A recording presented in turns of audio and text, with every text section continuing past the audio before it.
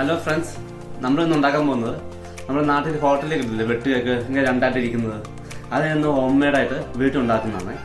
അപ്പോൾ അതിന് വേണ്ട ചേരുവകൾ 3 താറാമുട്ട, പിന്നെ മൈദ, ഗോതമ്പ് പൊടി, പഞ്ചസാര, പിന്നെ ഫ്ലേവറിന് വേണ്ടി ഏലക്ക പൊടി, അതുപോലെ തന്നെ നമ്മുടെ ചെറുജീരകം, പിന്നെ കളർ കിട്ടാൻ വേണ്ടി മഞ്ഞൾപ്പൊടി. ഇത്ര വെച്ചാണ് നമ്മൾ ഉണ്ടാക്കാൻ പോകുന്നത്. അപ്പം നമുക്ക് വീഡിയോയിൽ കണ്ടാലോ. ആദ്യം വേണ്ടത് മാവ് കുഴയ്ക്കാൻ വേണ്ടിയുള്ള പാത്രമാണ് കേട്ടോ. അതിനുശേഷം നമ്മൾ 3 താറാമുട്ട എടുക്കുന്നു. താറാമുട്ട ഇഷ്ടമില്ലാത്തവർക്ക് കോഴിമുട്ടയും എടുക്കാം, ഒരു 4 എണ്ണം.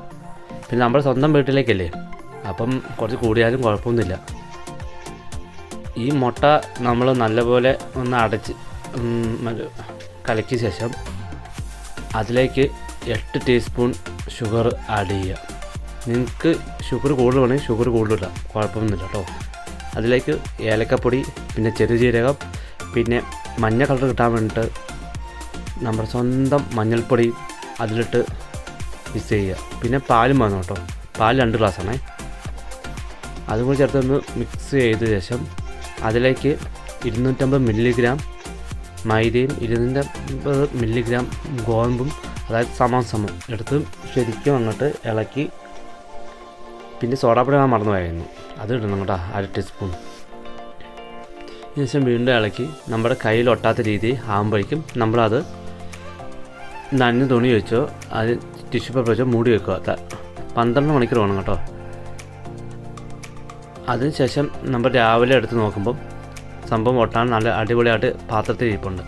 അപ്പോൾ ഇത് പരത്തി വേണം നമ്മൾ കേക്ക് ഉണ്ടാക്കാൻ. അതിനുവേണ്ടി നല്ല അടിപൊളി ഒരു സർഫേസും പിന്നെ ഒരു ചപ്പാത്തി റോളും വേണം കേട്ടോ. അപ്പോൾ മാവ് നമ്മൾ ഒന്നുകൂടെ അതിലിട്ടൊന്ന് ആ പ്രതലത്തിട്ട് ഒന്നുകൂടി ഇട്ട് നമ്മൾ ഇളക്കി കുഴച്ചും കിടക്കും.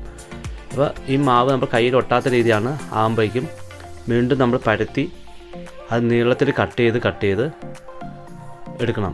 നിങ്ങൾക്ക് ഇങ്ങനത്തെ സ്ഥലം ഇല്ലെങ്കിൽ പലകയായാലും കുഴപ്പമില്ല കേട്ടോ. പലകയിൽ നമ്മൾ എണ്ണ തേച്ച് ഒന്ന് വെക്കണം, കാരണം നല്ല ഒട്ടിപ്പിടിക്കാതിരിക്കാൻ വേണ്ടിയിട്ട്. ഇങ്ങനെ നമ്മൾ കട്ട് ചെയ്ത് കഴിയുമ്പോഴേക്കും നമ്മുടെ സ്വന്തം ചീനച്ചട്ടി, എല്ലാത്തിനും യൂസ് ചെയ്യുന്ന സ്വന്തം ചീനച്ചട്ടി, അതിലേക്ക് എണ്ണ ഒഴിച്ച് ചൂടാകാൻ നോക്കിയിരിക്കണം. ആ സമയത്തല്ലേ നമ്മുടെ കൊച്ചു നമ്മളെ സഹായിക്കാൻ വന്നേക്കുന്നത്.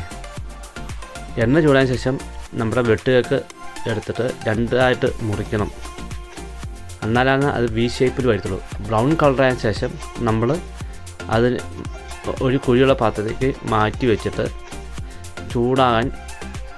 ചൂട് മാറാൻ വേണ്ടി നോക്കി വെക്കണം. അപ്പോൾ ഇത്രയുള്ള വിശേഷം. Bye, thank U.